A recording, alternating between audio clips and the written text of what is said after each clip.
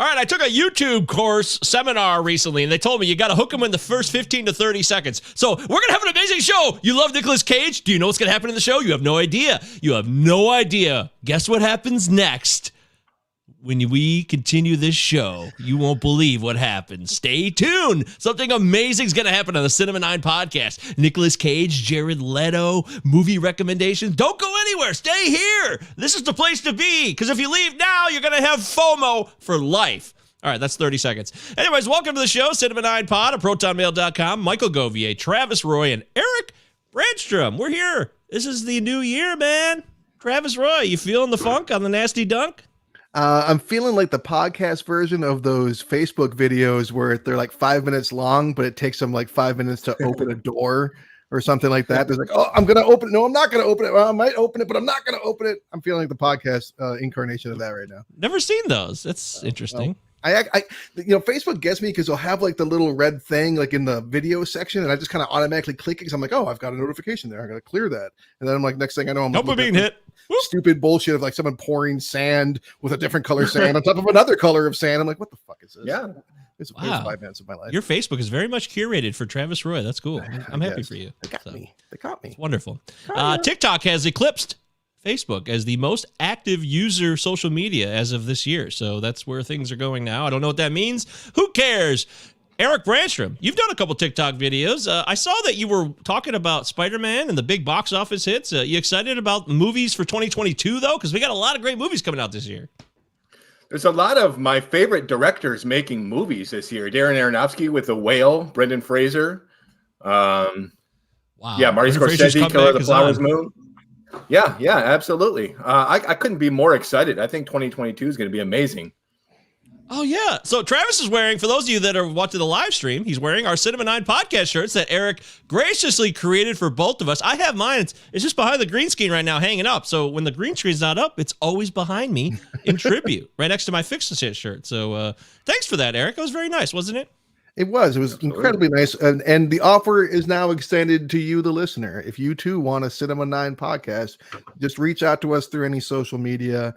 And what are we charging? Like $20, $25, something like that. Actually, me and Eric talked about this the other day. I had a T-shirt guide that I've been using, so I can get us a really good deal. Great. And it might be quicker too. So yeah, if you want a shirt, we'll make it happen. $20 max. Yeah, max. Yeah, max. Yeah. But we will, if you're down, if you like, I mean, Eric, show them what you got. Show them what you're working with there. That's, it's not complicated. It's just our logo. Eric, show us what you're working with. I'm not wearing one. I've got a Teacher of the Year shirt on. I'm not wearing my Cinema 9 shirt. Teacher of the Year? What year was that for?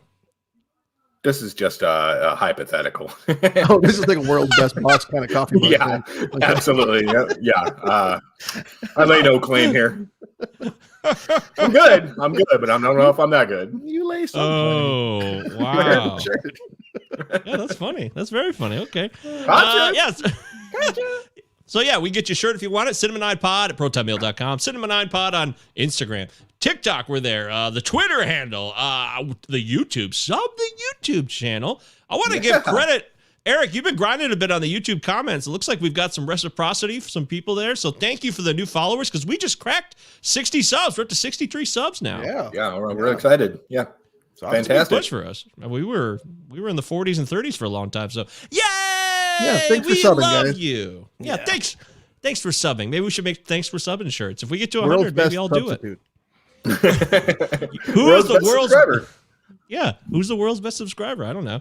I do know we're going to cover Lord of War for our main event today. Does it hold up? 2005s, and I apologize. I got it wrong. I had 2006 locked in my head, and I saw the post on Instagram that one of you guys did that said 2005's Lord of War, and I'm like, no, it's 2006. And I went to the IMDb, and it was 2005. So, mea culpa, my child. Mea culpa. Do better, Mike. Yeah, that's gross, by the way. Mike. That's a gross mea culpa reference from V for Vendetta, which is very gross, that scene, but also kind of cool because I'd like to see people get murdered who deserve it. At any rate, although we shouldn't live in a society with death as an execution for punishment, I feel like that's kind of archaic. Coming out with the big political guns today. Wow, you don't think people should die? Controversial statement. All the people that died. All the people. All right, so it's a good time to be alive here. Cinema Night Pod 2022. We're loving it. We're going to get into our quarantine viewing picks here, of course. And Travis Roy has been watching movies. I have. I've been watching movies as I've been in quarantine and viewing my picks. So let's start this off with a big one, a big release from George Clooney, The Tender Bar. Did either of you guys watch this movie? I haven't seen it yet, but I'm interested. There's a lot of talk about maybe a best supporting nom for Ben Affleck, and there's a lot of people that seem to love this movie. I love the soundtrack. The soundtrack is incredible, just a yacht rock celebration. The movie itself, like, look, I'm a mediocre white man, so like when people are like, "Ooh, let's celebrate white mediocrity," I'm like, oh, you're talking about me. But watching this movie, I'm like, why did they fucking make this movie about this guy? It could have been about me, and who cares about me? I mean, the guy did some bigger things. He worked at the Wall Street Journal, like that kind of stuff, or maybe it was the New York Times. But still, it was like I just can't figure out like who thought this was. I don't know. I was just like, who cares? This guy got jerked around by a girl. Like, I just couldn't figure out what the story was or why I was supposed to care about it. I guess it's kind of a slice of lifer, but I was extremely underwhelmed by this movie. But a lot of people are loving it. Go ahead. So George, we love you, but this slew of Suburbicon crap. Well, I mean, I don't know how many now in a row. Again, like, watch it for yourself. I think that because not everybody has the same opinion as me on this one. It seems like there's a lot of people that are really loving this movie. I just couldn't see what the story really was. I'm just like, why do I care about this? And the answer was, I don't. Who do we talk about real quick last show? We talk about somebody who's slipping as well. There seems like some people are slipping that we respect around here in the movie world. Maybe things are changing. Yeah, I don't know. I went off on a rant about someone last week. I can't remember who it was. Like, but I wish I could remember. But hey, maybe I should just listen to last week's show or watch it on YouTube, where you can subscribe to our channel. Oh yeah. Oh Jesus. I watched a pretty bad movie from 2021 called Lady of the Manor with Melanie Linsky and Judy Greer. I'm gonna recommend skipping this one. Co-written and directed by Justin Long and his brother.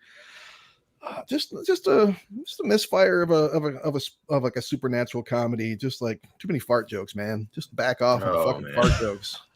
Okay, by the way, Adam McKay was a guy we talked about last week that was slipping a bit. Now I remember. Right. Well, so that's your not opinion. Slipping. I mean, just a trend, a slight trend. I'm not saying I haven't seen Tender Bar, so I'll hold on that. But I want to mention, Travis, that Melanie Linsky is actually in the running now with Judy Greer. Melanie Linsky's in everything. Everywhere I looked the last 5 years, she's in every fucking movie. Dude, that's why I had to watch this. I'm like, it's Melanie Linsky and Judy Greer. Like, of course I've got to watch it.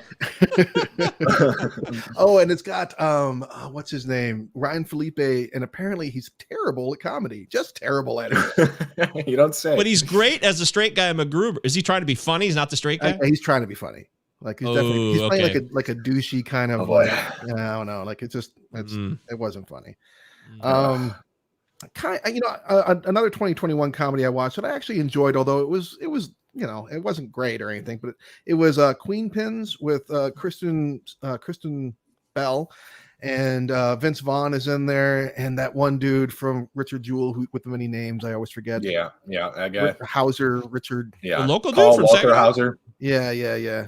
Oh, cool. Yeah, the guy who played Richard Jewell. Yeah, he's from Saginaw. Woo. Hauser, right? Hauser. Yeah. Paul Walter Hauser. Yeah. Howdy, Hauser. So it's a decent comedy. I'd recommend throwing it on. Like it was a good have it on, but like don't get too invested in it kind of comedy. I did not mind Queen Pins at all. It's on Paramount Plus. I watched Lilies of the Field since we lost the great Sidney Poitier. I figured I should probably put the Lilies of the Field underneath my belt. Have you guys seen this movie before? I watched it 2 years ago. I downloaded it and watched it for the first time. Beautiful. It was beautiful. It was one of those movies like I didn't really realize how emotionally affected I was by it until the end. Like the very last moment, I was like, "Oh my god, I'm all fucking like emotional all of a sudden." I didn't even realize it was building up, and I usually am a sputtering mess very easily. But that was quite good. I'd actually been watching a lot of Sidney Poitier films over the past year or so, including I watched In the Heat of the Night and its follow-up, They Call Me Mr. Tibbs. So I figured it was time to finally watch the third in the Virgil Tibbs trilogy. I watched The Organization from 1971, which it was fine. It was. I mean, in the heat of the night is so good. They call me Mr. Tabs. I love it. So good. Yeah, he doesn't do that once in this movie, so obviously it sucked. Had a young Raul Julia in it, though. That was kind of cool. Oh, remember him? Young Raul Julia. Mm-hmm. Yeah, he's also dead. I watched another older film that gets a lot of love called The Sunshine Boys. This is you guys heard of this movie? Seen this movie? This is Walter Matthau and George Burns. It is a Neil Simon picture. This is like what kind of put George Burns back on the map in 1975, and he went on to do the Oh God stuff after that. I was just gonna say, before those God movies. Yeah, because he won an Academy Award for this movie. He won a Best Supporting Actor for it. And I love Walter Matthau and I love Neil Simon. I was fully prepared to I thought I was gonna fucking love this movie, but the character that Matthau plays through this movie is the most cantankerous son of a bitch I think I've ever seen in film, other than Tommy Lee Jones in that one movie with Meryl Streep. I always forget the name of it. He plays her husband, but literally, he's so bitter. It was like a chore to watch the damn thing, and I'm like, wow, apparently he can be too grumpy of an old man. Damn, gross. I had talked up Noah Bushell, a few of his films like Glass Chin that I really enjoyed. I went and watched The Missing Person, a film with Michael Shannon, modern noir. If you like Michael Shannon, if you like indie films, The Missing Person is on Tubi. It was a slow burn, but I enjoyed it. Get a burn. Yeah. And I'll wrap this up here in a moment. A couple other things. I watched The Nightingale from 2018. Yeah. Did you see it? Yeah, Jennifer Kent. Yeah, Jennifer Loved Kent's it. Jennifer Kent's follow-up to Babadook.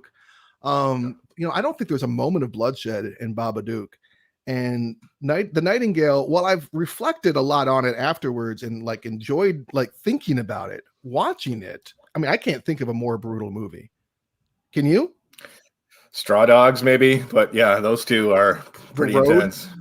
I mean, I kept on thinking about The Road as I was watching this. Although, I love 19th century Tasmania. I wrote and read a lot about this in my undergrad and grad era. I've never been to Tasmania. I just find that whole the Tasmanian War really interesting and all that. But she wanted us to know, hey guys, colonialism fucking sucks. And here it is on screen, oh yeah, colonialism really fucking sucks. It's literally the most brutal film I've ever seen in my life.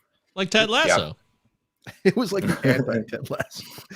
Colonialism wise, there's a lot of colonial jokes in Ted Lasso. That's the only reason I think Ted Lasso gives you and completely invert it, and you've got so many revenge tales can just be fun. So it's good to see something like this and Straw Dogs and maybe Death Wish that show you that they can make for really intense, brutal films just based on the concept of actual, cold-blooded revenge. It's not just this, amusement park of bloodshed that's popcorn entertainment. And this is just pure insanity. Yeah, and it's not just that; it's the peripheral death that's happening throughout the film, to other characters and stuff. It's just. It's a hard watch, but it was a good film. I could see why she hasn't made anything in a while. People may have been a little oh, Jesus, Jennifer, but Jesus, it is good. Bold. Bold, but sure. You know what? I guess I'll admit this. I watched Jack and Jill from 2011. What the fuck? I'm out. Al Pacino's in that fucking movie. A lot. See you guys. I had seen that he was in. I thought he was in one clip or something, like a cameo. Dude is a full-on character, and he's playing himself through the whole thing. And it's an Adam Sandler movie, so you've got a lot of some surprising cameos in here. And but there's a fart joke. There is a couple fart jokes. There's some night sweat jokes. I'm not going to sit here and tell you that it's good. I think it's ranked 3 on IMDb. I think it's got a 3, which is about right. I'm a completionist. I had to see it. I've never seen Going Overboard. Isn't that the first one that he did? Not right. The very first independent. Yeah, it's on the boat. Yeah, I never watched that one. It was an independent comedy that has got a terrible reputation. It literally is about Sandler. Yeah, it's a 1 point something on. I guess I've never seen that one or even heard of it. Yeah, it was a dud. It was but other than that, I've now officially seen everything he's done. And you know what? Jack and Jill, it wasn't good, but yeah, it wasn't good. And also, man, just like a lot of like so many jokes centered around like animal cruelty. I just couldn't understand it. It was just constant. That is not for you. Animal cruelty. That's not good. No, that's no. I don't think that's not. Real quickly there, you mentioned Adam Sandler. So he's a cameo in Dirty Work, which is directed by Bob Saget, who died this week. Passed away. So it's weird if you think about the cast of that. The director is Bob Saget. He dead. Norm Macdonald died last year. He's gone. Chris Farley, of course, died. But oddly enough, Artie Lang, of all those people, still alive. Out of everyone. Really bizarre when you start to think about it. I mean, fucking, he outlived all those guys. I would not have guessed that. No. I love you. Norm makes an appearance in Jack and Jill, too. Last but not least, I revisited with my ninth grade history students 2011's War Horse, which I had seen once when it came out and went like, I don't really get the hoopla. It was like a big deal when it came out, and I'm like, and I've not seen it since. It was a hell of a lot better than I remembered it being. It was good. It was good, man. It was a different. Yeah, I thought it was really good. It's a different kind of movie. There's definitely like some stuff going on here that's like almost like Disney-esque and like in terms of anthropomorphization of the animals. But at the same time, I'm just fucking amazed at some of the horse acting in this movie. I'm like, how did you get the horse to do that? It must have taken 10 years. I just can't even believe some of the stuff that's happening in this movie. And it looks great. I mean, it's Steven Spielberg doing a World War I movie, dude. Like, it's good. It was just so overhyped at the time that everyone went, I don't know. But I gotta say, maybe my defenses were down because I was like, yeah, it's okay, whatever. But I thought, you know what, War Horse is a lot better than I remembered it. Maybe you felt bad for animals because you just watched Jack and Jill, and you're like, you know what, I love this movie. There's no shortage of watching animals suffer in War Horse either. I promise. There is a scene in there that puts the death of Atreyu, that puts the death of Atreyu even to shame, almost. Artax is the horse. Artax. Yeah, sorry. Thank you. It's a tearjerker. I needed that correction. Wow, Boar Horse gets a positive review. Yeah, I was dismissive of it because this is the period of Lincoln era Spielberg. I'm like, fucking War Horse, what the fuck is this shit? Fuck off, come on. But I respect you and I respect your historical views. Okay. So I'm gonna give it a shot then. I'm gonna give it a shot. I'll give it a try. Finding it. It was a lot better than I remembered. I mean, again, I'm not gonna say it's like amazing, but it was certainly not the dismissive kind of like, well, who cares? Well, blow me down. It's better than a lot of the stuff Spielberg's been doing lately. So is he on the McKay and what's his face trying to Clooney? I mean, I haven't seen West Side Story, but I don't have a ton of interest. Ready Player One was fine. Horrible. It was okay. What else has he been doing? 10, some other movies. Oh, he did do that. I kind of like that one he did with Hanks in 2015 about the spy from Russia with Mark Rylance. That was good. Bridge of Spies. Yeah, Bridge of Spies. I saw it in the theater with my mom. It's weird. I always remember the movies I've seen in the theater with my mom. It's a very specific genre of movies. Okay. Yeah, that's like when I saw The Accountant with my dad in theaters. Holy shit! I saw The Accountant when I lived at Brian. Shout out to guest host on the show, Brian Madison. I lived at his apartment for a month, which is very rare to know Brian. He's a very private person. But I was down and out and on my ass at the time, desperate opioid fest. But he took me in. Thank you, Brian. I'll always be grateful for that. Look at me now. I'm doing all right. But we watched The Accountant one night, and we're both like, this is awful. Oh, I love it. Oh, you loved it? I want the sequel to come out finally. Yeah, I actually really like it. Maybe I should go back and watch it. Okay, I was in a weird spot. I don't know. Okay. Anyways, thank you. Is that it, Travis? Yes, that is those are my picks. There it is. That means Eric Bransham, you are now in control of the board. What category will it be? Yeah, I watched Marty, Ernest Borgnine. We were talking about him, so I went back. I think of quiz show. I always think of quiz show when I hear Marty. First thing I think of Marty. If you haven't seen Marty, it's fun. It's a sweet movie and great performance by its central character, Ernest Borgnine. He's really good in it. It's just a kind of like an everyman. It's kind of, Travis. It's kind of like why am I watching this? Who cares? This guy's just like me, a loser who can't get a girlfriend.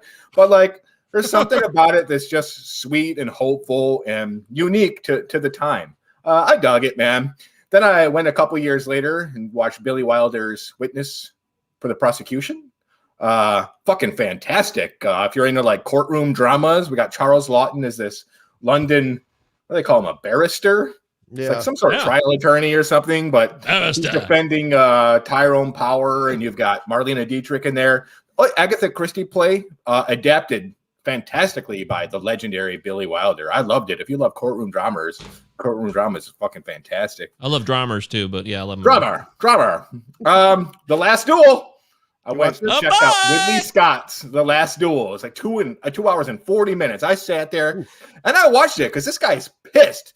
Ridley Scott is fucking pissed that no one went to see his like $200 million period piece. Was it worth it? It was all right. It was okay. How were those bullets? Were they good bullets? It was okay. Matt Damon got a little bit annoying in it. Like there's nothing much to his character.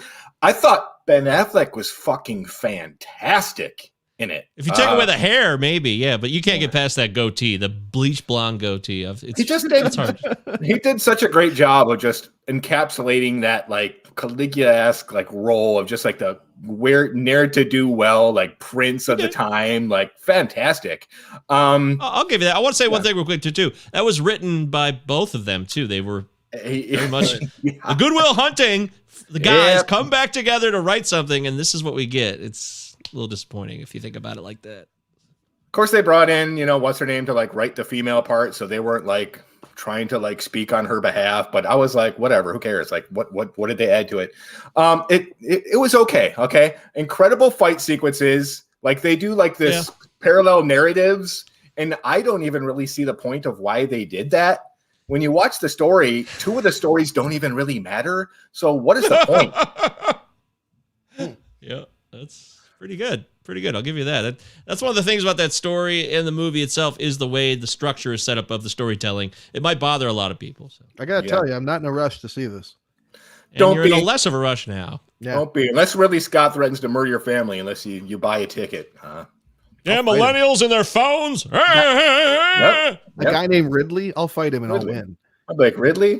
Seriously? Have you ever met anyone named Ridley in real life? I never have. No, but he's a geriatric, and his name is Ridley. I'll fucking take him. Yeah. I've never fought anyone in my life. Ridley Scott, and then like that big... Yeah, it's him and that big bird monster in Metroid. Those are the only Ridleys that have ever like been even mentioned in history. You're right. That's it. Ripley's, believe it or not, is Ripley. So you're right. Okay. Yeah, Ripley's, believe it or not. Other than that, I'm going to be honest with you. I've just been watching a lot of I Love Lucy. Like after being the Ricardos, I got caught up on the show, and I'm pouring through the seasons on Amazon Prime, and they're laugh out loud funny. That's what laughing sounds like. And kudos to Nicole Kidman, Javier Bardem. I'm pulling for them in the SAG Awards for Best Actress and maybe even Best Actor. I got a lot of catching up to do, but 2 great performances if you haven't seen it. Just a quick mention. You'll note, audience, that we're not discussing the Golden Globes, even though they happen, because we just don't fucking care anymore. Like nobody else does. Fuck that. Did they happen? Yeah, they happened. Yeah, they happened. Oh wow. They were you guys doled mentioned out, the text. Cares. Yeah. You mentioned that in the text thread that we have, which is always a ride, by the way. 3 of us share a text thread that has been going on as long as the show. And you mentioned the SAG Awards, and then you mentioned, the Globes. Who cares? Nobody thinks about it anymore. It's just like that. It's TV over. says it's over, and it's over. It's over. Well, I mean, I think TV said it's over because it kind of everybody collectively the last 2 or 3 years more and more. Oh. And I'm like, what the fuck? Who cares? Sorry, Eric. It was supported. Really No, you're right. It was supported. Yeah. Absolutely. Hollywood Foreign Press. Who cares? They don't even know what they're getting the award for. Neither do we. No one gives a fuck. Yeah. Wow. Well, that's pretty hardcore, guys. Okay. Golden Globes. Nobody likes them anymore.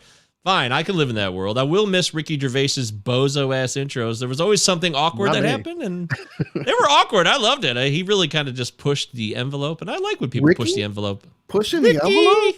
Oh! You don't say. Yeah, I know. It's shocking. Ricky, don't push that envelope. People are sick of your shit. We are, though. Cancel the Golden Globes and never televise it again. All right. Quickly, by the way, just for the fuck of it, because I didn't watch a lot of movies either, so this is apropos. The best motion picture drama winner for the Golden Globes was The Power of the Dog. Yeah, I saw that one. What is that? The Power of the Dog is the new Jane Campion movie starring Benedict Cumberbatch and Cody. What's his name? Cody McPhee Smith. Oh, like that. Yeah. Okay. Well, I will say this. Go ahead. Just real quickly, that maybe the Globes nobody cares anymore, so people didn't campaign. And I wonder if, I'm not saying it's cool, the Globes are still lame and they were clearly corrupted, but maybe there's a back to basics here, or maybe it's just as corrupt as ever. It's even more corrupt now, I guess. I don't know. No, but how much would it suck for this to be the year that you won? Like, oh, yeah. Yeah, get to go on I TV was and give a thinking speech. Nobody fucking cares. You're right. Yeah, you think about all the jokes aside, movies take a lot of effort, and people literally take years of their lives to write movies, to produce them and make them happen. But honestly, we don't need more televised, or really even just at all, award ceremonies than the SAGs and the Oscars. That's enough. Those are the ones that matter. I'm fine with that. Yep. Campion also won the Best Director, so it was a double winner. Maggie Gyllenhaal was nominated for your favorite movie, though, The Lost Daughter, Travis. Yeah, wow. It's getting a lot of love. And Will Smith, that campaign talked. Wow. Nicole Kidman won for Being the Ricardos, so you'll be happy about that, Eric. Does that make you happy? Yeah, very happy. Fantastic. And West Side Story won for Best Musical or Comedy, so which is that's bullshit. obvious, though. Tick Tick Boom could have won. Yes! Yes! Of course, I say that, but I haven't seen West Side Story. But we've seen Tick Tick Boom. That's enough. Yeah. That's enough. No, wow, you're right. That's bogus. Yeah. Well, that's why this thing sucks. It's a dumper. Anyways, if you're into that stuff, your friend that you mentioned there, Cody Smith McPhee, did win Best Actor in a supporting role for that. So Power of the Dog. He was really good in it. He was pretty damn good in it. Will Smith won a Golden Globe, and now no one cares. Wow, he won the Best Actor of Drama for King Richard. Yeah, which I think is pretty. If he wins Best Actor for that, I'm not going to be pissed. I won't either. I agree. It's we covered it a few episodes ago. It's we can move on. Classic cookie cutter, but it's good enough. So Hans Zimmer won for Best Dune soundtrack score too, so that was cool. Yeah, good score. Yeah, and great score. Just to make you a little happier, Travis, Make Andrew Garfield did win for the Best Actor in a musical or comedy. Yes, he did. I gotta see that. Yeah, you should see that. I agree. Everyone. All right, that's it. The rest of this stuff, it's all chaos. I don't know. Succession won Best TV shows. Do you guys watch Succession? I know we talk movies here, but the more people try and push it on me, the more I'm resistant to watch it. Ooh, that sounds a bit contrarian. I know, but it's just shock value. It's not that. It's okay. I hated Billions. I could not get into Billions. I don't want to watch a show about rich people. I'm just not unless you're making fun of them, like with Arrested Development. And I'm sure there's all kinds of satire and critique in Succession. Don't get me wrong. I'm sure people are listening like, dude, you have no idea what you're talking about. And that's correct. I don't, and I don't want to. Thanks. I like that. I like a man who takes a stand. Also likes a woman who takes a stand. Anybody who takes a stand. Okay. Just the record. So do you like, I love, I just want to say, I love Mayor of Easttown, and I don't know if Kate Winslet and that entire show and Evan Peters won anything, but that was the show last year for me. I know it was nominated for a lot, but I don't think it won. Fucking fantastic.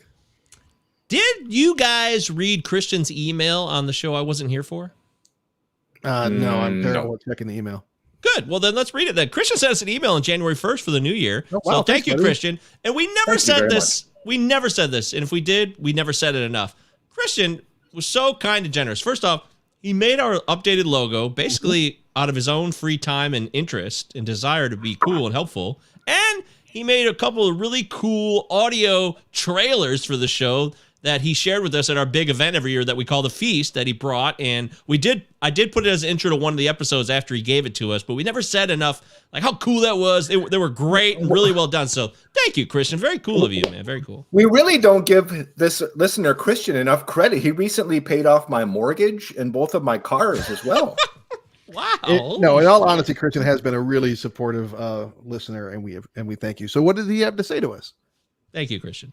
Well, Travis, he said, is Groundhog Day considered a rom-com? Because I feel like it's the epitome of one, and it's my all-time favorite rom-com, and easily makes my top 10 to this day. This goes back to your discussion for the While You Were Sleeping episode. All right. Well, we debated it on that show, so I won't get into it too much again, but I guess it's in the eye of the beholder. I don't consider it a romantic comedy. I consider it a comedy with fantasy elements and romantic elements in it. But I think that, how many angels do fit on a pinhead? I don't know. What? I don't know that. Better myself. Is that from the movie? That's no, it's an expression, but it's a very old expression. But I'm an old person who likes. I know a lot of them. I never heard that one, so thank you. So have how many heard it angels before. fit on a pinhead? You have heard it before because it's in the song by Bad Religion. How many angels will fit upon a matchstick? I want to know why Hemingway cracked. Stranger Than Fiction. Yeah, so he changed it to a match head instead of a pinhead or something like that. But I never know what he was saying in that song half the time. That's one of my least lyrical understood songs of his. So, all right, thank you. You're welcome. Yay! I'm here to help educate. You're always the best at that. The rest of this email says, while you were sleeping, I'll agree with Michael. You're not going to like this. Is ridiculous trash. Then again, haven't seen it in at least 2 decades. Maybe I wouldn't think that, but we will never know because I'll never watch that movie one more time. Snooches, hero. I knew 15-year-old Christian.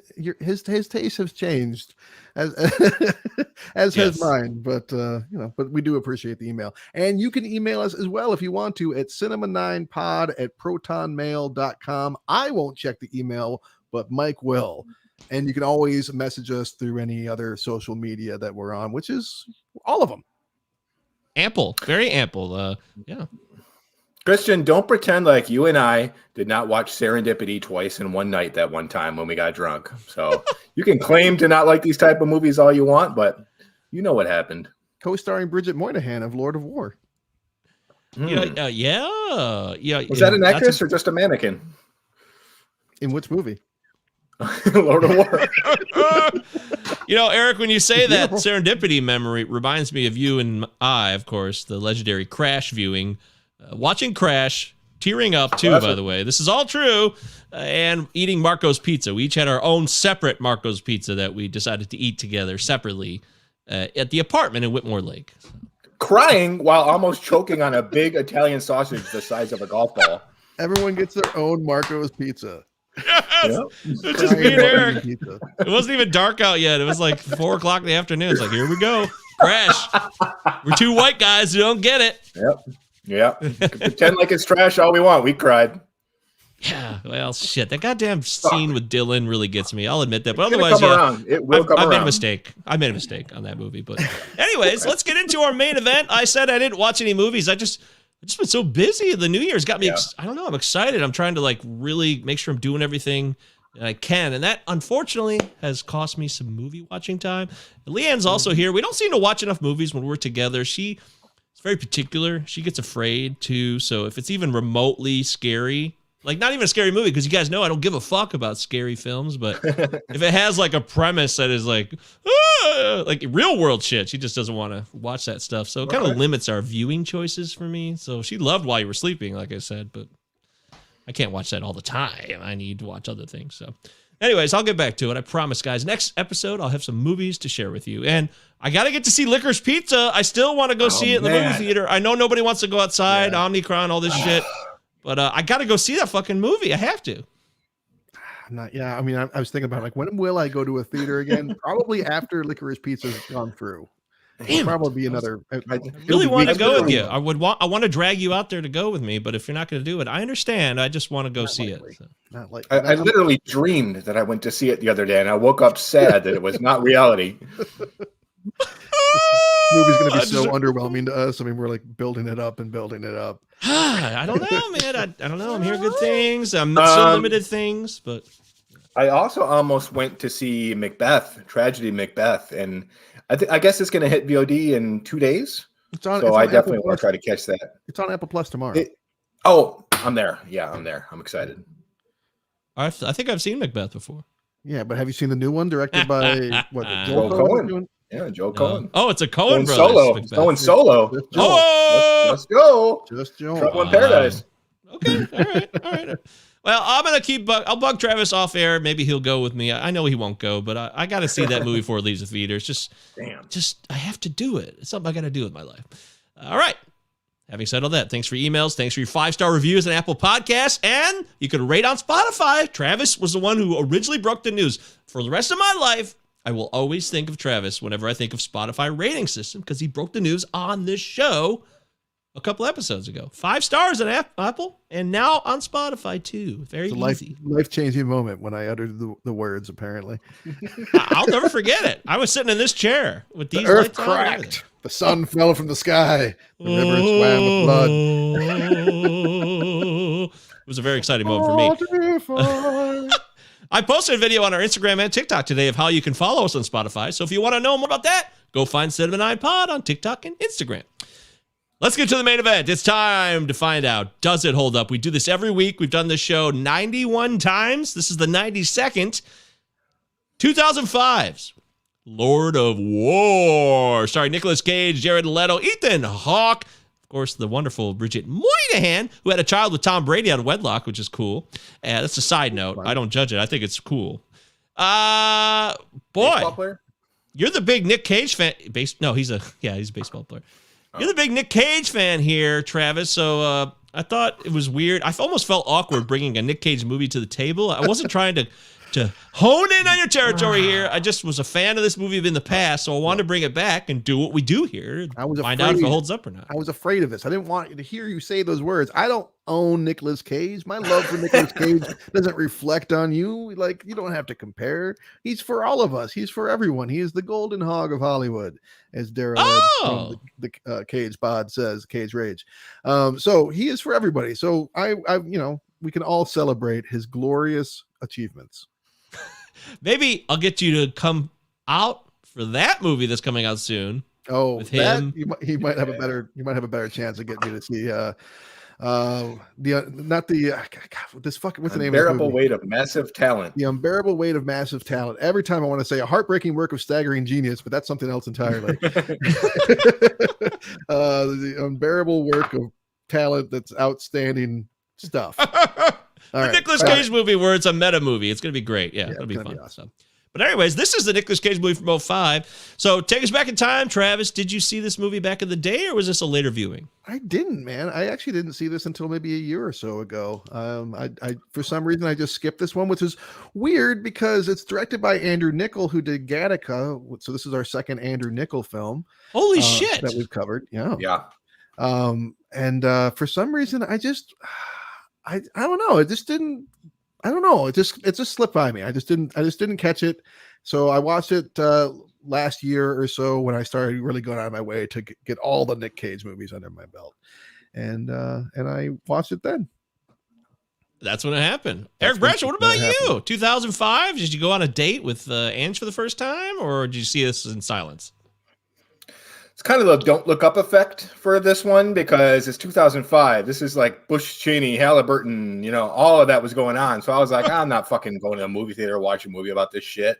So I skipped it in theaters and rented it like 2 years later, fell asleep after like a half hour, didn't bother to watch the rest. So yeah, I'm coming in pretty blind on this one here in 2022. Huh. Okay. Well, there it is. I didn't even research this. It's really cool. Andrew Niccol was the Gattaca director. I thought I recognized his name, so thank you for that, Travis. Very cool. And I never saw Gattaca until we did this show, which we have an episode on Gattaca. If you want to go back in the annals of Cinema 9, check it out in this YouTube channel. Yeah, I don't know if it's on the it might not be in the YouTube channel. I don't think it made it to the YouTube. There was a slim window of episodes we did that didn't make it to the YouTube. Oh, yeah, that's right. So it was roughly around episode 30 something we started doing conclusively and forever on YouTube, but you're right. So audio version, though, definitely available. I got this movie again. Blockbuster Online resurfaces. Blockbuster Online has always been there for me when we go back in time. It was a big, big source of movie absorption for me. I had that subscription, and I had 4 at a time, and I loved it. I would just have so many movies coming in. I remember the queue. I wonder how far I got in that queue, because I know when it closed down, I still had movies left in my queue. I wonder. Oh my God, my Netflix queue was like hundreds and hundreds of films. Right? Yeah, I wish I took a picture of it. It'd been cool to know what was in there. Yeah. At any rate, this was a movie I saw because of Blockbuster Online, and I had never heard of it. I took a shot in the dark, and that was one of the cool things about having Blockbuster Online was, hey, I don't know, I got all these extra opportunities. Let's go for it. And I ended up being like, wow, this is Jared Leto, and this is really, really good. I really like the story here. I'm always down for Ethan Hawke and the story about arms dealers and worldwide conspiracies. And like, there's also the mixing into the falling of the Soviet Union that plays into this. And there's also the fact that they're Russians? Ukrainian. Ukrainians. They're or grew up in Boston, Brooklyn, granted, but in Brighton Beach. Ukrainians. Yeah. Did you guys find any of the false notes in that part of the movie? Oh yeah. Oh boy. Okay, well there you go. I'm sure we'll hear more about that. No, I did not see the rating. I'm gonna guess that this movie is solid, a solid film, but not beloved or anything. I'm saying this is a 6.8. Yeah, that's what I'm thinking too. This. I don't think this has quite made it into the sevens territory, but I think it's probably pretty respected. I'll bring it down a notch and say 6.7. I saw it, and you guys are going to be really fucking surprised, right, Michael? Right, Michael? Holy cow! What is it? 7.6. 7.6. 7.6. It's a lot more beloved than I realized. Yeah. Yeah. I did see the Rotten Tomatoes, and that's not great. Like it's like 38 to 60 or something like that. Like it's you got it, Mike? Wow. By the way, that's 300,000 reviews on IMDb. It's not just small sampling. That's a healthy. It's 61 to 84. 61 critics, 84 fans. So this is definitely a heavily driven fan movie. Which is wow. I would think if anything, it would be the other way around.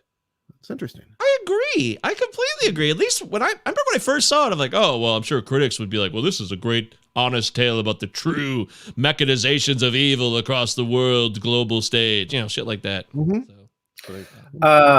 You get a gold-plated AK-47 in a movie, you're going to have those types of movie fans that just will love the movie just because of that. And the people these are the people that do cocaine while watching Blow. The Scarface effect. Yeah. So yeah, exactly. Yep. I mean, Scarface effect. That's it. Massive influence on hip hop. Can't argue that. Also, Ian Holm's in this movie. That's fun. And nice weird. to see Ian Holm pop. Yeah, he just kind of there. Here's this man. There. Says some lines. Here's this man. All right. As far as the critical reviews, there's plenty of those for this movie. Like we said, Rotten Tomatoes wise, the critics were not as excited. 61%. Should be working in 2005. I'd be shocked if Destin doesn't chime in on Lord of War, but you never know with these things. These can be a fickle bunch, although they're not actual beings. They're not living. They're just reviews. What, movie reviews? Oh, the reviews themselves. Yeah. What are you talking about? They're real people, Mike. Oh my God. I'm sorry. How about this one? Let's try Keith Phipps from the AV Club, Audio Video Club from The Onion, which I've always enjoyed. I don't read it all the time, but they're good. Yeah, they're good. Lord of War drops the hammer slowly, laying out the fascinating parameters of Cage's world before opening up its argument in an astonishing denouement. Denouement. Ooh, what does that mean? That's not how it's pronounced. Yeah. Don't say industry. It means the very end of the story, like the wrapping up of. Okay. You guys are smarter than I am. Well done. Kudos to you. Film school, bro. Yeah. Full sale. What? Jonathan Rosenbaum of the Chicago Reader said, a caustic satire masquerading as an action adventure. Yes. Okay. Okay. People agree. Okay, good. It was shot on film. I can't believe that no one's ever said that on the show during this segment. That's so overdue. Well done. Peter Travers of Rolling Stone. We know him sometimes. The poison arrows of satire that writer-director Andrew Niccol aims at international arms dealing and the great powers who let it happen for their own gain. The U.S. dangles prominently on Niccol's hook are frustratingly scattershot. Okay. No comment. Get all that? You guys get all that? Yeah, I got it. I think there's some merit to what he's saying. I don't fully agree with it either, but I think I get his point. Okay, oh, that's good. Searching for Goody Coons, searching for Thompson here, and searching for Goody Coons. Isn't that play Waiting for good news. Yeah. Yeah, Is that waiting for Pinter? Guffman. Yeah, finding Buck McNeely, or what is it, Buck Henry? How about Roger Wrestling Ebert? He's during the still alive 70s? at this time. Still alive. Who? Oh, Ebes, as you called him last week, Yeah, which was Ebes. fascinating. Ebes. A bleak comedy, funny in a catch-22 sort of way, and at the same time, an angry outcry against the gun traffic that turns 12-year-olds into killers and cheapens human life to the point where might makes not only right, but everything else. I cannot believe I didn't I didn't make a catch-22 connection. Like, that is a really good comparison. Is it? I think so. Both the film and the book. I mean, you're talking about war and satire and like the trying to do the right thing and the wrong thing happens, trying to do the wrong thing, the right thing happens, and just like chaos and insanity. Yeah, I think it's a good comparison. Wow, beautiful. Okay, that's great. No Destin Thompson, guys. Sorry. I know it's a little disappointing. You can't have him every time. It's kind of Okay. nice missing him every now and then, because then like when he pops up, it's like, Destin. There he is. Sit our back guy. in your favorite easy chair. Get some Destin. Good time. Yeah, so this is a satire. We all agree with that? Yes, I agree with that. Are satires usually like mostly nonfiction and a little bit more fantastical, or is this like a movie that borrows heavily from like composited figures, and like most, if not all, of this stuff has happened in one way or another? Like I mean, I don't think it has to be one or the other. Satire it's a broad brush, Yeah, I think satire, there's a lot of nonfiction satire based. as there is plenty of fiction based. Yeah, I would say that. Yeah. I mean, so long as you're poking fun at and also like trying to make people think about how fucked up shit is, then that's satire. There you go. Okay. There's also a heavy religious bent in this movie. You know, his father becomes a hardcore Jew, which that was awkward. Yeah. Tell me more. Well, it's awkward because okay, so this is coming from an agnostic person, so I'm not exactly like a religious, a bastion of religiosity here, but I found it strange. So first of all, it's uncomfortable for like a character to pretend to be Jewish. It's like, oh, that's kind of icky. But they're playing it for laughs, which I get, but it's not funny. And he's also the only voice of religious anything in the film. Is this guy that, I mean, like he actually is Jewish. I mean, he goes to temple, like he practices it, but he also says dumb shit like, I like the hat. But he tells Yuri at his wedding that there's always something above you, and Yuri's like, oh, you mean this expensive chandelier? So and that's it. Like there's really like not a lot of and it's not just a religious angle of it, but I guess like there's not a lot of force of good in this film. Like there's not really characters representing that beyond Ethan Hawke's Valentine, I guess. Or Leto. I mean, Leto has this complicated. Yeah, Leto is conflicted, but he also likes fucking and money and drugs. So it's like, yeah, like he definitely he cares about people, but like he goes out for good. I mean, he makes the ultimate sacrifice. Money and drugs. Don't get me wrong. And yeah, he does make a great, an important sacrifice. But he's not like for being the influence that they are on each other. Never is he in his brother's ear being like. There's one point where he says, "What you're doing, like what you sell, it kills inside." But he doesn't really like be like, "Hey, bro, like we're causing pain and death throughout the world." Like he doesn't really countenance it either. That's good. And this is a movie that has a global scale to it, as we said. So you would think there might be some more religious avenues that at least pop up in this film. Yeah. And saying that the opportunities were clearly there, but they don't. This movie is fucking just so cynical. I mean, this is one of the most cynical movies we have watched by far, right? I agree. Yeah, from the first sequence when the I don't know, that opening sequence gets so much praise. For me, it looks like a cartoon, like it looks kind of silly at this point, but I mean that is basically the entire movie in 2 minutes, like from the creation to the completion, and a boy gets killed because of the elevator pitch product. But yeah, I mean, It's very Fincher CGI, right? Like David Fincher CGI, and like it probably looked great in 2005. It doesn't hold up as well now. Like you can see, but to me, the most egregious part of that is actually a lot of it is pretty cool. And then when the boy gets shot at the end, you literally hear splat.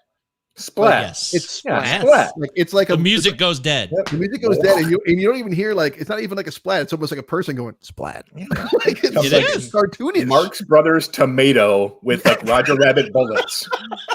Exactly. And I'm like, oh, like that's a weird tone right at the beginning. Like obviously they're trying to make it, and they're also using Something's Happening Here, like one of the most important anti-war protest songs of the 1960s. Not subtle.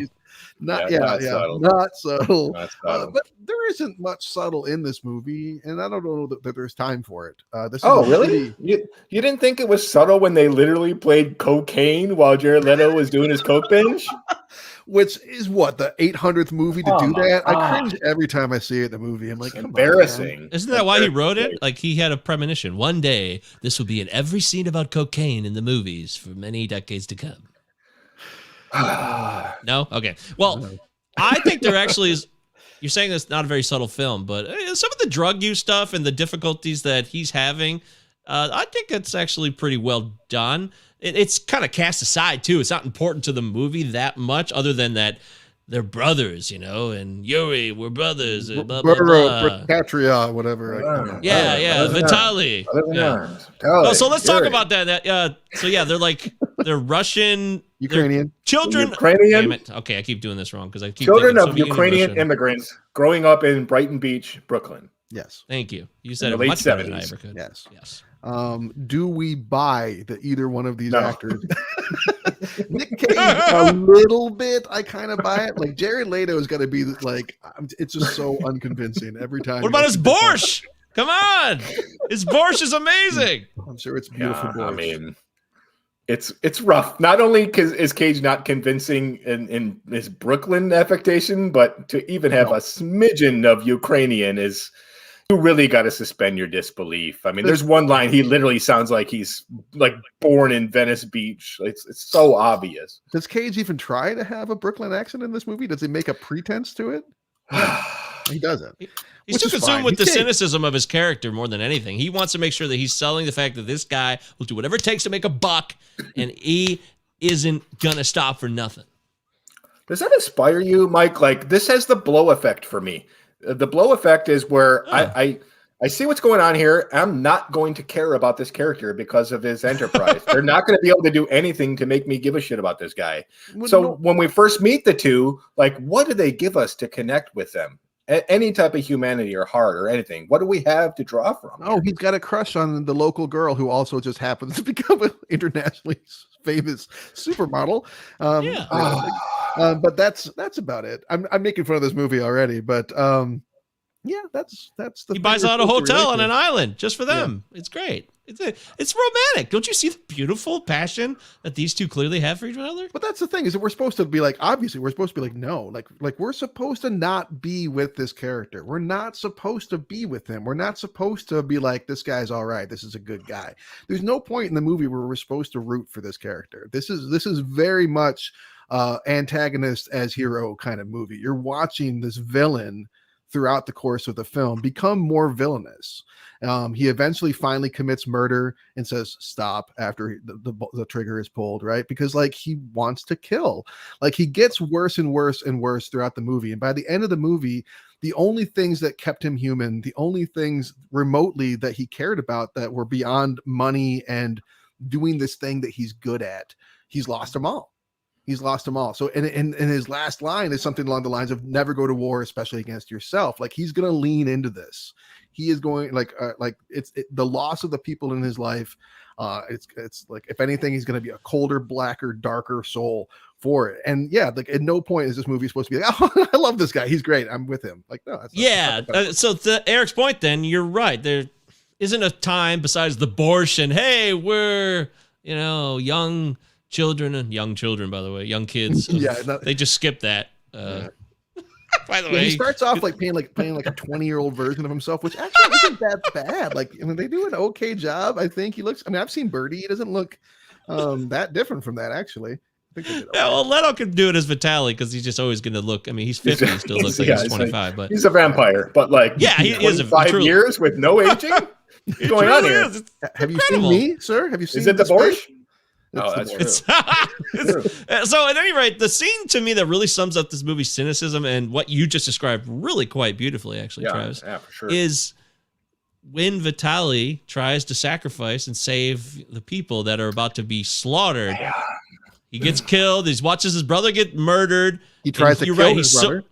He's devoid. He really does. Yeah, that's right. And he's devoid so much of all those things that keep us human that machete slams down on the table, slides parts of the diamonds out of the final cut of the deal, and he's still good with it, man. That is cold. And we see it in a movie, and you can be like, oh, that's kind of weird. Wow, what a wild scene that is. But that, you think about that, and you stop and say, that is just like, imagine living that. He won't let anything get in the way of the deal. He gets shot at one point in the movie, and it won't interrupt the deal. And you're like, wow. Yeah. But by the end that of the movie, blow verbatim. That was blow verbatim. Yeah, that was very blow. That was too much. That was too much blow.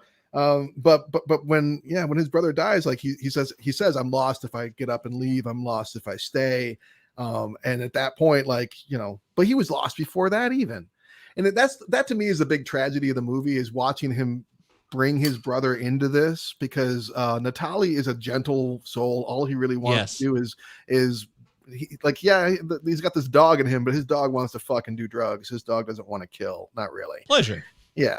And he drags him into the situation that almost immediately traumatizes him. That whole sequence where he's watching kids get firing squatted while his brother's picking up dirty money. Like, he immediately goes downhill after that scene.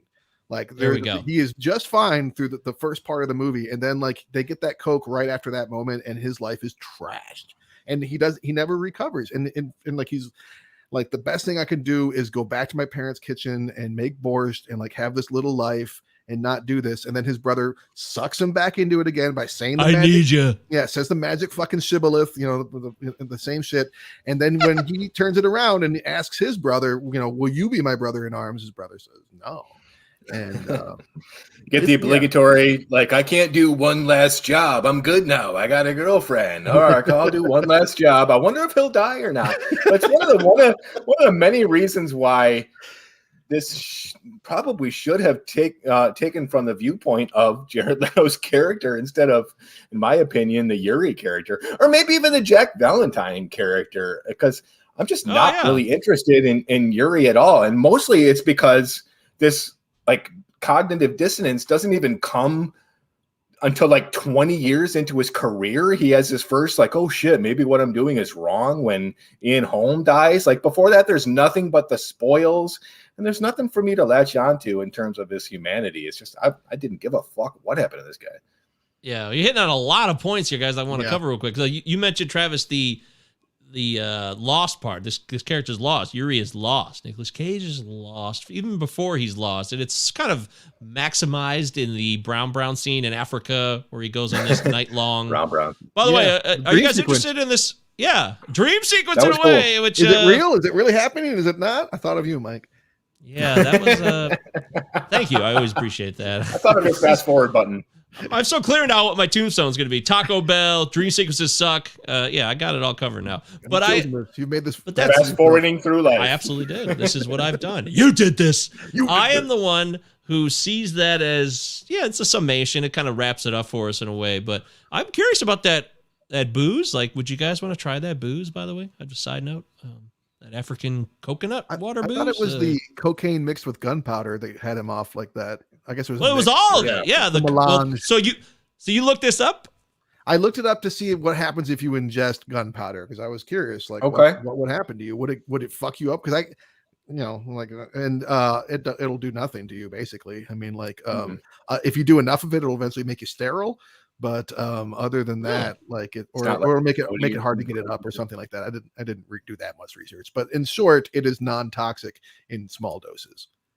Wow, trauma can also make it hard for you to get it up too. So, and related to Vitaly's character, that's what I liked about this movie in the beginning, was the fact that his drug use is very much related to the fact that he's being traumatized. Because otherwise, as far as we can tell, his life was pretty ho-hum. I mean, maybe there's things they didn't tell us from his childhood. We didn't get to cover all of that in this movie. Right. I think it's clear that he's traumatized by and they their clearly experiences. connect that.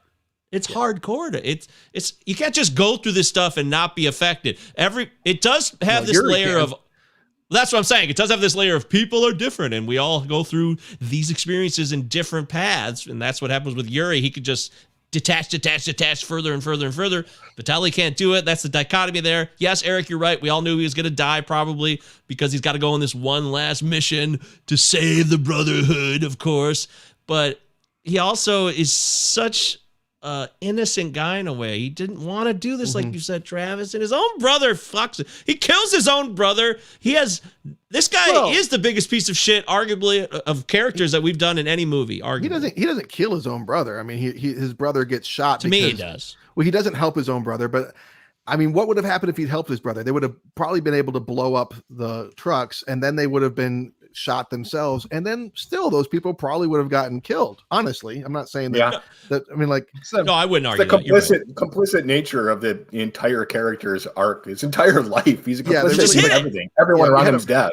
If you have a problem, you shouldn't have been there in the first place. Which is they get into this with Ava too, the Bridget Moynihan's character, which I really felt like was a big misfire here because like they spend so much of the movie showing how much she doesn't ask questions, she doesn't care, she doesn't want to know. She's fine with it. She's like a mobster's wife. But the second that she's confronted with it, then all of a sudden she has this huge epiphany and like a complete turnabout. And I thought this was one of the biggest issues with the film for me. Because if you're going, like 10 years or so with this guy and just kind of turning a blind eye, like, I mean, either drugs or guns. Like, what else could he be doing? Human trafficking. So it's like, what did you? He's think? a dreidel salesman in Israel. It's like your only question should be like, how much of an asshole is he? And that's what you try to investigate. It's not a complete fucking mystery. Come on. Right. So, and she was fine with it being a mystery until all of a sudden. So, it's that whole relationship. Like, they get together. There's no way this photo shoot scheme is even remotely believable. There's got to be agents involved. And then, like 3 minutes after they meet, we get the "promise me you won't risk us" speech by her. It's like, I'm not buying any of this. It's just a chance to have the spoils of the guy that has all the money, the big house, and they just do nothing with it. Like, at least with like Goodfellas and The Wolf of Wall Street, we get to have fun watching them get all this. It's just like so taciturn in the spoils that even that has no energy in it. Yeah, because they're not trying. I was gonna say, which one had more prostitutes or sex workers in it? Was it Wolf of Wall Street or this movie? Just for the record, Wolf of Wall Street probably. But they're not trying to glorify anything. Yeah, they're not trying to glorify it here. So they're not trying to make it look all great. Okay. I mean, like, he's got these two strippers that he would sleep with if he had a condom, and they're in this absolute dump. Like a lot of, and then all the great, fantastic stuff that he buys, like, he doesn't enjoy it at all. Like, it's not about accumulation of wealth. This to me, like, is coming from the aftermath of Walter White in a lot of ways. So when he and I mentioned this earlier, when he talks about how he does this because he's good at it, he just enjoys the craft of being a merchant of death. So we covered Jack Valentine for a second there, Eric. So let's get more into Ethan Hawke's character. And you hit the big phrase, though, complicity. Exactly. But he doesn't exist in this movie. You're right. So clearly you just made that obvious. He's just there to move the plot forward because there's got to be the people who hold the bad guys accountable, which we get. There's not a lot going on there beyond that. But complicity is the theme of the entire movie, whether it is the Moynihan character or the family or him. Or the bailouts that happened at the end with the U.S. government saying, yeah, that's right. It's all good. We're all complicit in this. We're all going along for the ride. Your job doesn't mean shit. You think you're the good guy saving the world, and we all appreciate it. We give you a pat on the back, but fuck you. There is really well done in that respect. That was one of the reasons I think I really loved this film, was because it was so honest about complicity. I agree with your points. I think that is one of the central themes of the movie, because like it's trying to like say like, yeah, he's doing all this, but he is obviously complicit in much more. And how complicit are we as Americans or British or whatever what in what our governments are doing? And so I think that that's a good point as well. As far as Ethan Hawke in this movie, in 2005, for one, he wasn't quite the name He's still a big actor, don't get me wrong, in 2005, but he wasn't quite the as big as he is now. I think he's more respected now than he was in 05. He was in a valley a bit, I would say.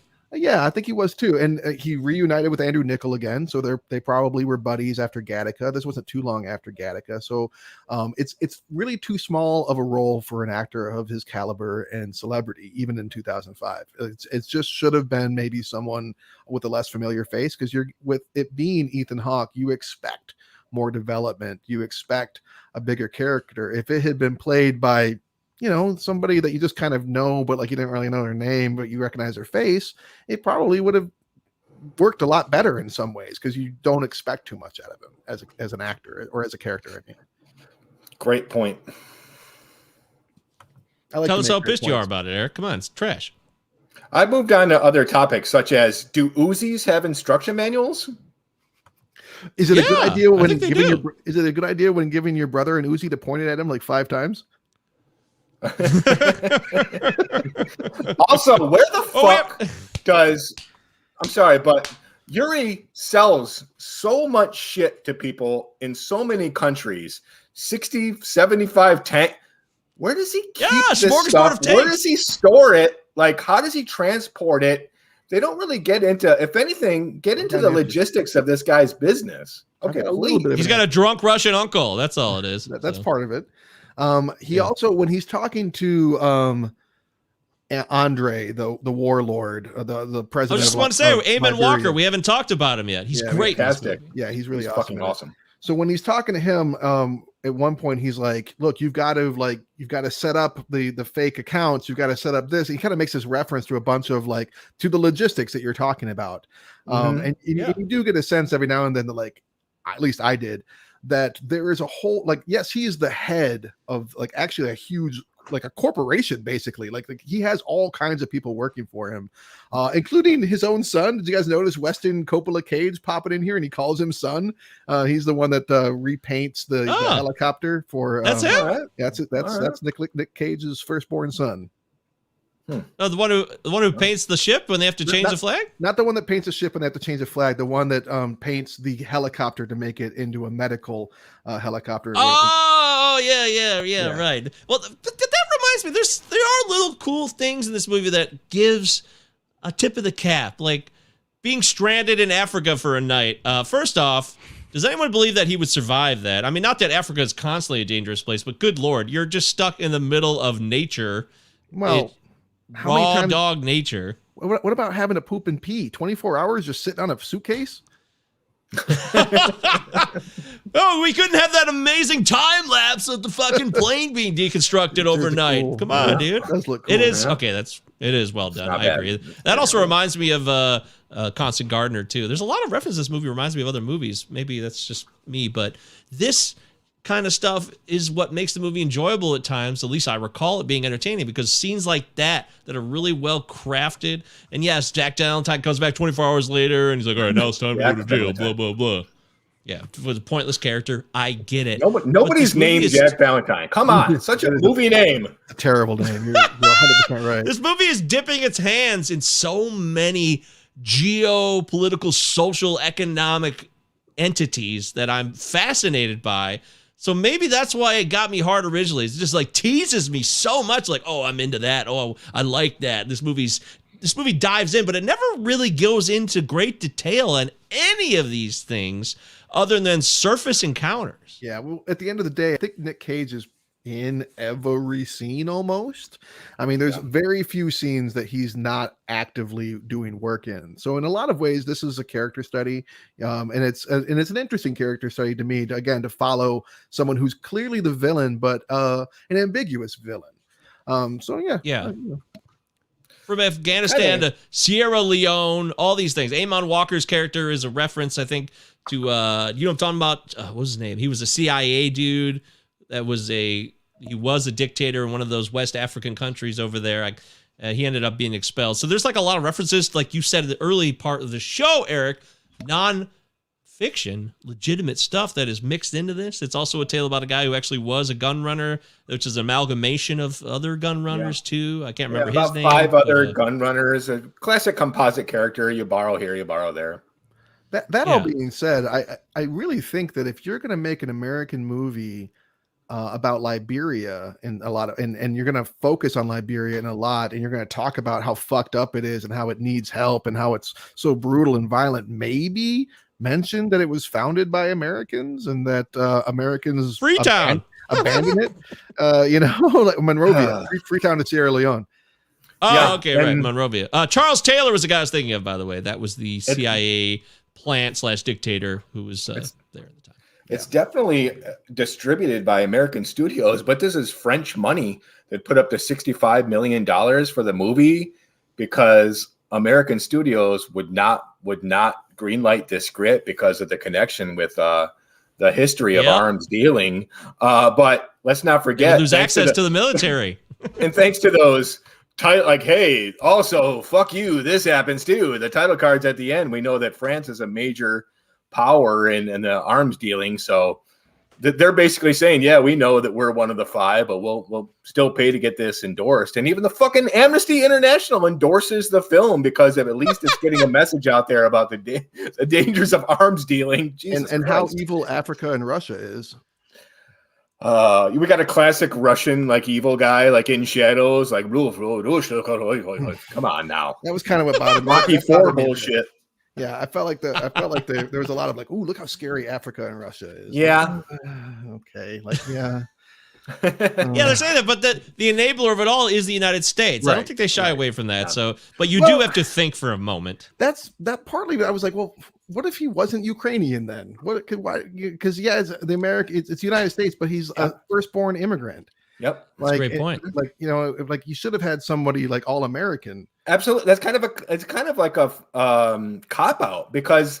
Well, hang on. I'm sorry, but first American immigrants are all American, but you get my point. Sorry. Absolutely. I mean, if you take this character and make him like a liaison for the CIA primarily, you're going to say something much more interesting for me at least. But they are kind of shying away from our connection until like this info dump at the end when they're like, our president's #1 arms dealer. Come on. The movie walks the line between wanting to have this important satirical message and wanting to be an entertaining kind of action flick. Yeah. Yep. Yeah. Sometimes it kind of falls one way or the other. It's a hard line to walk. Yeah, a lot of that is really hyped up with the Africa set pieces. Bring me the gun of Rambo. Like, it's like, yeah, this is awesome. Yeah, like they're just so into it that all they think about are one-track things. Like, we want our guns, we want to kill, and we love America. We look to America as this mecca of everything we aspire to be, which in a way, this is what I also kind of dig, is that what America really represents at times is a lot of the things that they're trying to be, but what not America would ever want you to think of them as, because they don't see us as the Rambo murdering, take no prisoners, we control imperialistic type establishment that they are. They don't want you to see them that way, but that's what they are. That's what also, watch Rambo: First Blood. It's the most anti-war movie you'll ever see. So, sure, really that's different than the other ones. So, yeah, I've never seen it. We really don't get much of the people in Africa that are not combatants, unless they're being actively murdered or are a prostitute. That's the truth. Although the best line of the movie did come from, to me, a character from Africa that was neither of those things. That was, when I live in America, I will not live in Brentwood, which I've never lived in. I've never been to Brentwood, but this guy thinks Brentwood's a shithole. Was really, really funny. He's like, I will not live in Brentwood. Like, they did try to do the whole, because so much time passes by with like maybe one haircut from Nicolas Cage that they have to do like the Robert Zemeckis Forrest Gump people watching TV deal to get us to know what the fuck is going on and what year we're in. I think they actually did something with his hair in this where he goes a little bald, right? Am I wrong? Like, I feel like he starts off in the light of Africa. I kind of starts going thin. Which honestly, if he's going to do all these hair pieces and he's going to do movies where he's playing young and then older, I'm like, why aren't you taking advantage of your hairline? Take it out, man. Go full Connery.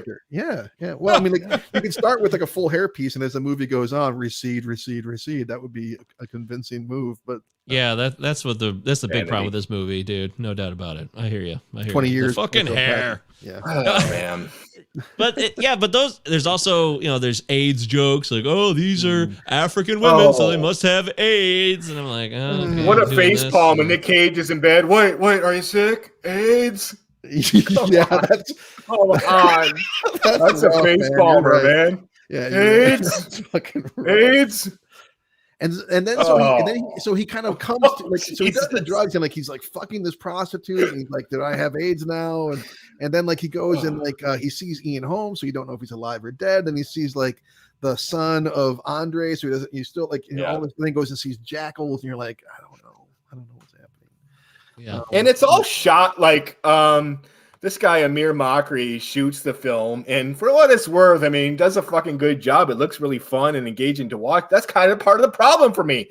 You're gonna shoot this story like this slick Nike Super Bowl commercial.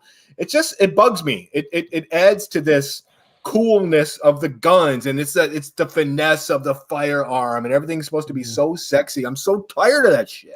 Especially the whole sequence on AK-47s is just like here's a celebration of the Kalashnikov. I said it. Yeah, and supposedly all real too, and all the tanks were real, and supposedly they connected with real arms dealers who actually had access to this stuff. They had to prove their points that, hey, we really are connected with these people, and who cares about that? We know these people exist anyways. You don't need to make the movie seem more realistic by saying, hey, we have consulted with legitimate arms dealers. So one of you wants more realism and one of you wants less realism, just to try to keep up. Who wants what? I'm not really sure. I want more in realism. life half the time. I look at one of my favorite scenes in Taxi Driver is when the arms dealer comes to Travis's apartment, and he's this slimeball, shady fuck when he put all the guns on the bed, and the guns it's only like 5 firearms, but they seem way more dangerous than they do in this film because they seem more real, and they seem like they could have more of a dangerous impact on people than this Michael Bay looking Super Bowl commercial of a film that this is. Wow, that's harsh. I don't know. I mean, I get your point. It is kind of slick and polished. I don't know that I have a problem with it like you do, but I see that it is slick and polished. I don't know why I'm so pissed. I don't know. You got a lot of anger in you. What the hell's going on here? You need some cocaine and gunpowder, obviously. Yeah, you need some brown. Come on, dude. All right. Well, we've covered this movie in pretty much great detail. Any last calls here? Sure. Final calls from your note sheets before we close it down. I think I've said all the things I wanted to say. Andrew Niccol deserves some credit. No one's going to make a movie like this in 2005, but strong independent type filmmakers like him. I like Simone. I respect Gattaca. It's not the best film, but I dig Andrew Niccol. Wrote Truman Show. He does cool things here, like the cha-ching when the trigger pulls and all the bullets are coming out of the gun. That's like, not entirely subtle, but just something cool. And I compare it to like Three Kings, which is just kind of a fucking dumb movie that's total horseshit.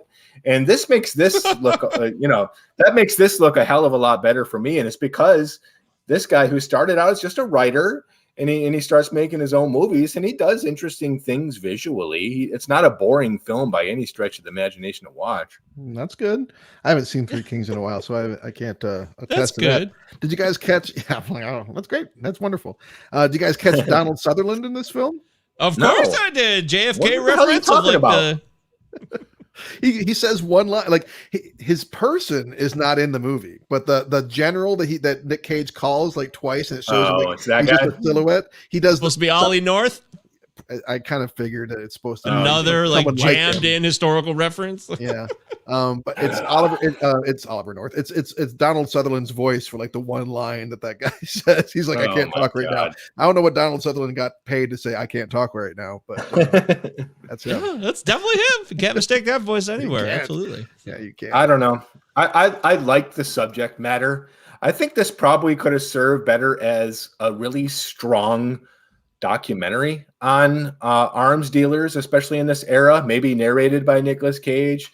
I'm just not a huge fan of the film. Oh, wait. You want to say one more thing, Travis? Well, I was going to say, I know, Mike, that you're not a huge fan of narration in film. What do you think of Nick Cage's narration? Oh, Yeah, the thing about narration is, what is its purpose? Why is it there? Is it annoying to me just to be narration? I don't think that's fair for me to always say that about movies. And I've thought about this a lot recently, not just this movie, just overall. Narration, why is it there? What is it doing? And is it lazy? Yeah, Travis, I think some of the narration here is like, okay, I don't need you to tell me everything here. And this is lazy. It's like, is this because he thought there wasn't enough characters because he's in too many set pieces around the world that the narrator was like a safe play to make sure that enough information was expressed to the audience because we couldn't figure it out again because we never can? Yeah, I might have a problem with that a little bit. Man. Eric, you didn't care for it? The whole movie is like a fucking audio book. Yeah, it plays out like a goddamn Rolling Stone article. It's like you're either going to make this narration more interesting and more contextualized, or you're going to cut way down, because it was just like a fucking article out of Rolling Stone or something, the whole thing. And to be honest with you, you're going to try to blend humor with this seriously important subject matter. Make it more funny, because it's not really that funny. I agree with you that the narration badly needed to be cut back. It did, but I got, obviously I'm a huge Nick Cage fan. I think he's one of the best narrators out there. There's some really great actors like we've talked about, Kevin Costner and Harrison Ford, and Robert De Niro. These guys are fucking great actors and terrible. All three of them are terrible narrators. Just really narration. It's a whole nother skill to do that. And I think Nick Cage is a really, really good narrator. And this movie is such a weird companion piece to The Weatherman that we also did recently, speaking of Daryl Edge from the Cage Rage podcast, because of the heavy narration, because of seeing this character not get a comeuppance, seeing the character resign themselves to the less than awesome fate that they've chosen. I think that there's really not just the fact that it's Nicolas Cage, although that's the main thing, but I think there's a lot of connections that can be made thematically between these two movies. Yeah, the same year. The same year. Yeah, that's another thing. You've got like this cynical bravado here and the cynical meekness in The Weatherman from the same person. Yeah, it's interesting. Both weirdly weirdly passive in their quest for success. Yeah, I don't know. Interesting. Well, I don't know. I don't know how passive he is. Yuri is less passive. In a lot of ways, he is very active. But he doesn't recognize his actions in terms of how they affect others. Like he's only looking at his bottom line and how it affects him. He does not care. Yeah, I think he does. He just doesn't. He just doesn't care. Anyways, definitely doesn't give a fuck. That's for sure. If he's aware, he doesn't care. If he's aware, he doesn't care. Cinema 9 Pod. All right, Eric, you were already kind of on a roll there. Do you want to continue with your? You were kind of going into your. Does it hold up or not? Here we go. Oh man, yeah. The movie does for me. It kind of skips along solely on the charisma of Cage. It's an info dump. I mean, there's so much narration drowning every scene, and I'm at the point personally where seeing a bunch of guns just isn't that cool anymore unless it's in like a John Wick movie. You got a good message, evil prevails when good men fail to act. But at the end of the day, like everyone has to sleep at night and everyone has to live with themselves. I mean, that's the central message of the movie, and it's good, but it doesn't come for me until like an hour and a half into this movie. I was bored until like the last half hour, man. You just said it was entertaining. That it wasn't boring. You just said that like 10 minutes ago. I'm telling you, it's trying to be entertaining, and I wasn't bored, but I could also sit there and watch Armageddon in its entirety. Still a piece of shit. The story is worth telling, and someone's always going to have like this Maslowian attitude toward weapons. That they're a basic need, and if someone else isn't going to do it, might as well make money off of it. But it just doesn't make for good entertainment for me. This isn't like a movie. I could have used a documentary. It just plays off like a big article in Rolling Stones. Not for me. I can't say it holds up. Sorry. Okay. Well, hey, that's how it goes sometimes. No problem. It's okay. Nothing personal. Travis, what about you, buddy? Well, it's a Nicolas Cage movie, so I'm going to say it holds up. Oh, shit. Here we go. I'm done. There it is. Okay. Wow. That was the shortest one of all time by far. Beautiful. Nicolas Cage makes this movie, like you said, Travis, and the narration is not as terrible because he is solid at it. He knows how to end sentences when you're narrating, or like he knows how to breathe during the words. There is a craft to it. There certainly is. He's just an entertaining guy. The way he speaks.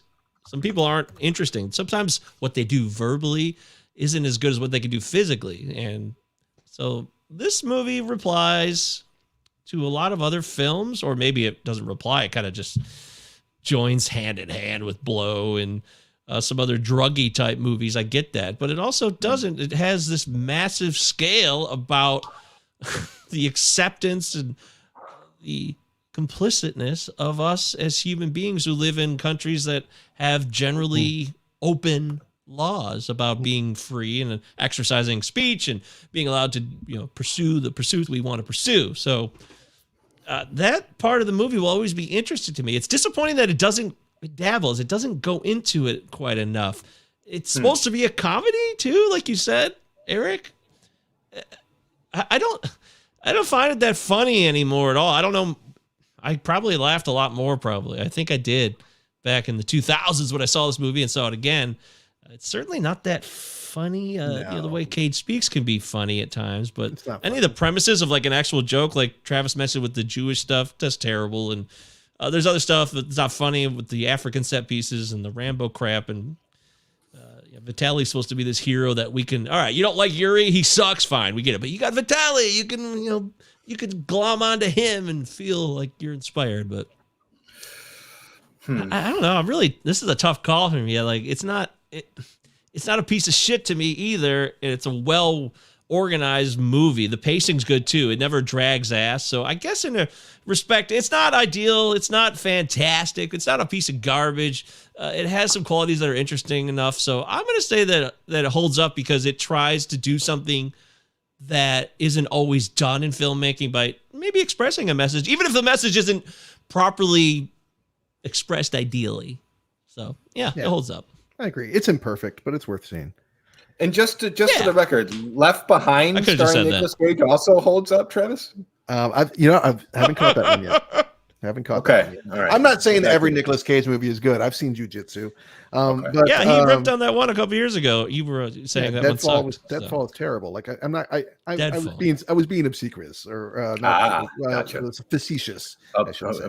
Facetious. I love that word. But I do think it holds up. I mean, it's an entertaining movie, and I think I've gone through and said all the things I liked about it already. So what else can I say other than that? Look at this guy. Come on. I fucking love Nick Cage.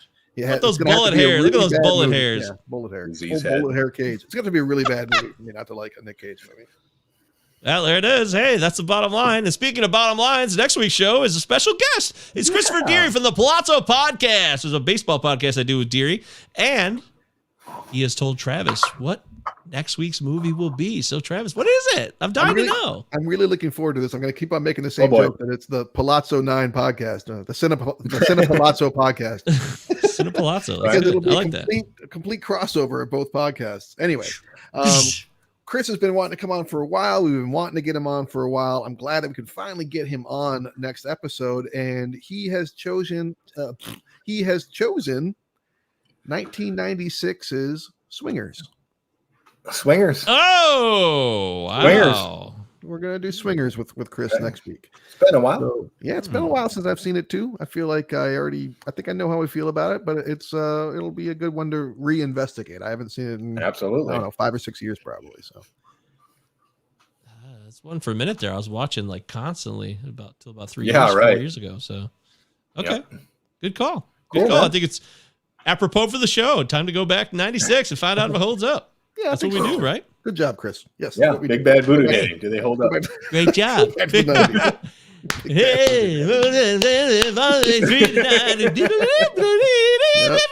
Yeah. It was a fun time in life. I'm glad that we got to live through that experience. It was a good run. Yeah, Cherry Poppin' Daddies, Big Bad Voodoo Daddy, Squirrel Nut Zippers.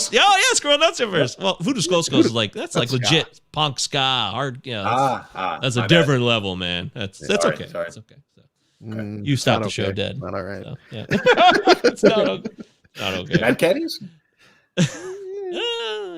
Still ska. Polka Kings? You see, these are all ska bands you're saying now. Remember I had my Blue Meanies ringer. Remember that Blue Meanies shirt I used to wear all the time. So Brian Setzer played Eddie Cochran in La Bamba, by the way. He did. Incredible. It's important information. Okay, but this Mike, is over. It's 8:24. You have things to do, buddy.